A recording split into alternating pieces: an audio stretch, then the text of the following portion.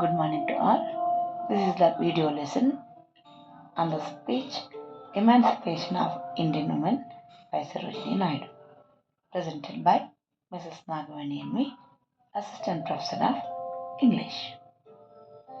Sarojini Naidu's period was between 1879 to 1949.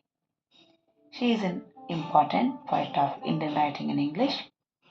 She was an Indian political activist in the period of British rule, who had advocated for Indian self-government. She was known as the Bharat Kokila, the Nightingale of India. She had served as the governor of the province of Uttar Pradesh from 1947 to 1949. In the Emancipation of Indian Women, she argues for the emancipation of Indian women through education. Why Indian women need education? The education of women is condemned by narrow-minded people because it makes them bold. She questions, I quote and unquote, have you forgotten the heroic stories and scriptures of your own motherland? She continues, it was the privilege of India to possess women who were bolder and braver than men. India needs bold women like Savitri, who go to Yama and beg new life for Mother India.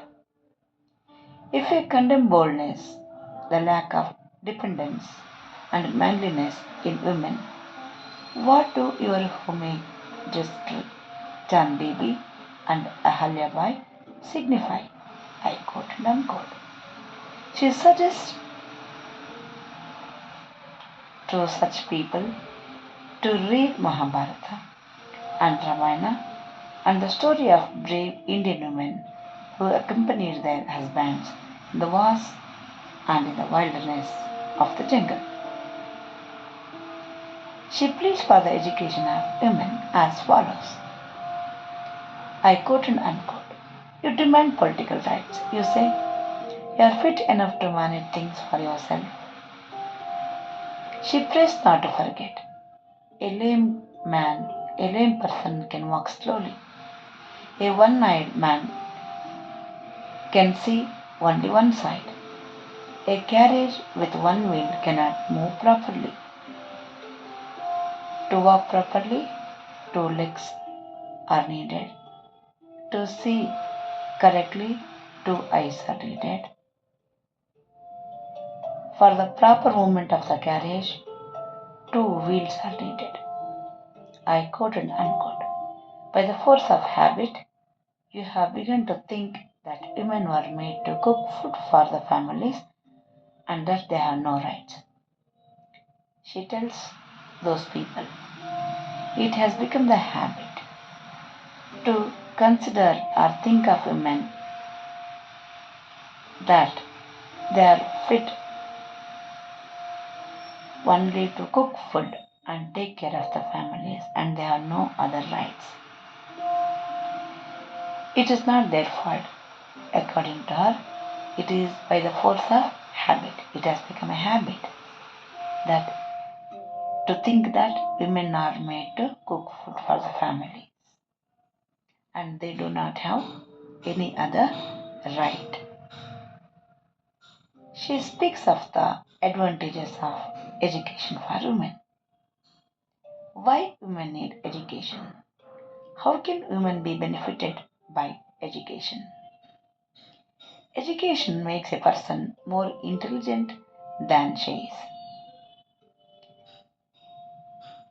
She can look after her house. Educated woman can look after her house better than her illiterate sister. It was the same condition in Europe once upon a time. She says, once in Europe, the critics of education of women had cried, I quote and unquote, who would look after children? Who would light the lamps? Will the women be allowed to bring dishonor to us, menfolk? she replies to those critics of education of women. She questions and replies, where is that type of critics gone? Now, I quote and unquote. Where is that type of critics gone? Hundreds of thousands of European men go to the battlefield with this consolation in their hearts that their educated wives will look after the house in their absence. She is answering those people in Europe who had once objected to the education of women by posing many questions like who would look after children? Who would light the lamps? Will the women be allowed to bring dishonor to us menfolk? Now she is asking those people where have such people gone? In Europe now, hundreds of thousands of European men go to battlefield with this consolation in their hearts that their educated wives will look after the house in their absence. Education has enabled their wives to take care of their families in the absence of their master, the master of the house, their husbands. Could Indians have the same consolation? Now she is relating that situation to the situation in India. Now Indians some are against the education of women. They are condemning the education of women.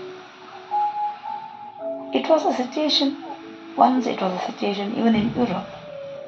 Now she asks if the same condition would be repeated here in India. Can Indians also go to wars or to some other responsibilities with the consolation that their educated wives will look after the house in their absence?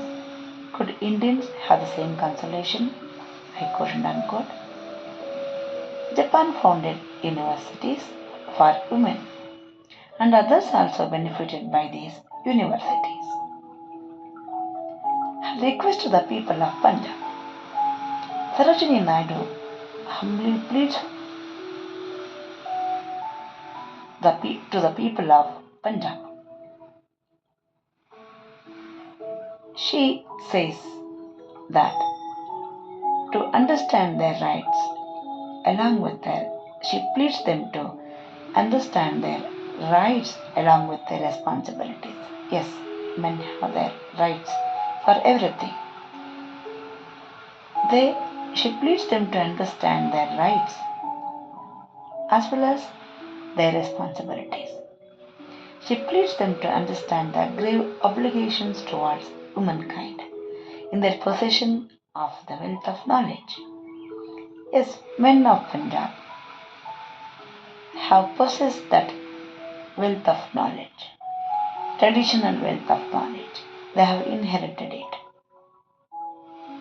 And they have grave obligations towards womankind for possessing this wealth of knowledge. They have to understand this. I quote and unquote. You cannot obtain true liberty until you are charged with the spirit of liberty.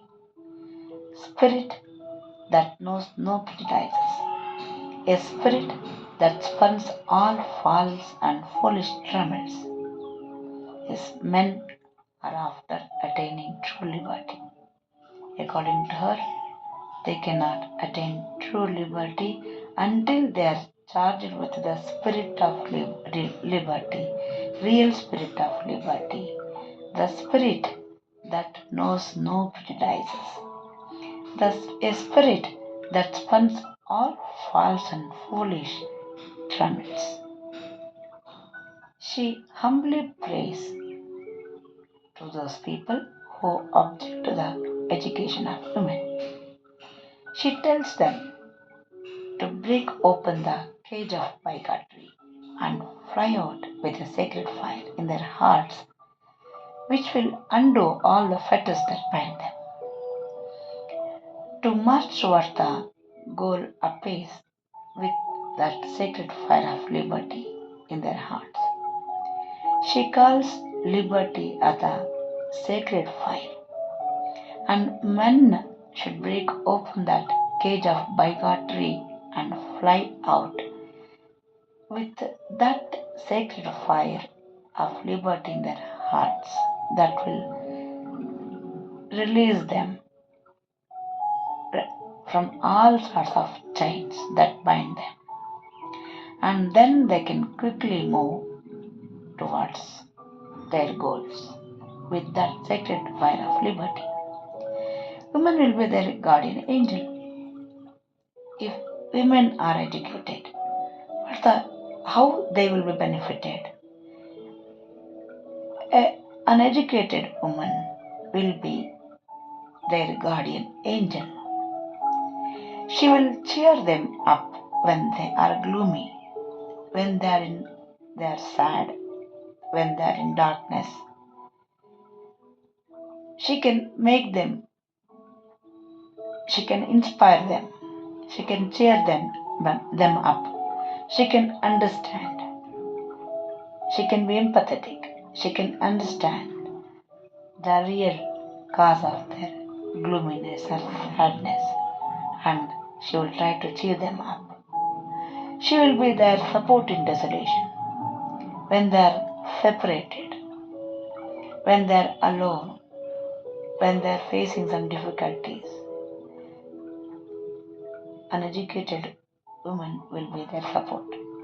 She will be a light when they are in darkness. When they are in darkness or problems or difficulties, an educated woman can be a light in that dark situation. She concludes, I quote and unquote, the liberty of the soul will be India's share only when woman is free. The woman whom you try to keep in subjugation will be the cause of your salvation when they are free. She concludes, Indian men of India, they are aimed towards the liberty of the soul. The liberty of the soul will be India's share. That will become India's share only when woman is free. They can attain that liberty of soul only when woman is free. The woman whom you try to keep in subjugation, the woman whom you try to keep under control, whom you try to overpower, will be the cause of your salvation when they are free. Only when they are free, they will be the cause of your salvation.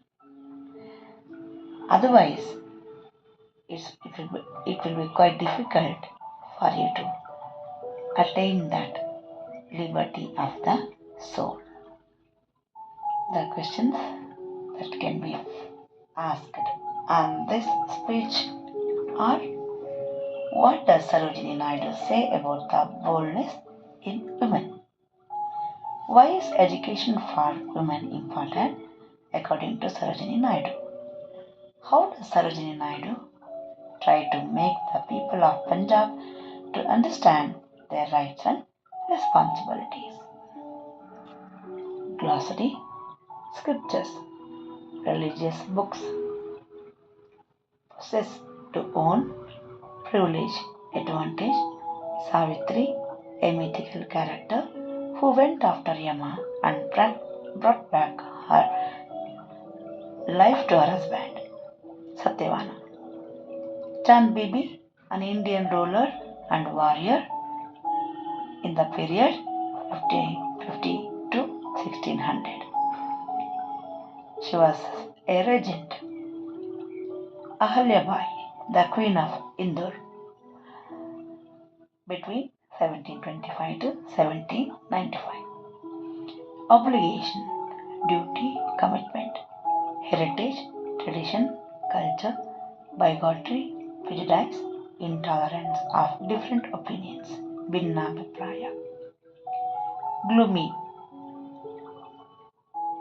hopeless, dejected, desolation, depression, solitary, subjugation, control, subdue, salvation, rescue, saving, deliverance from danger, fetters, chains.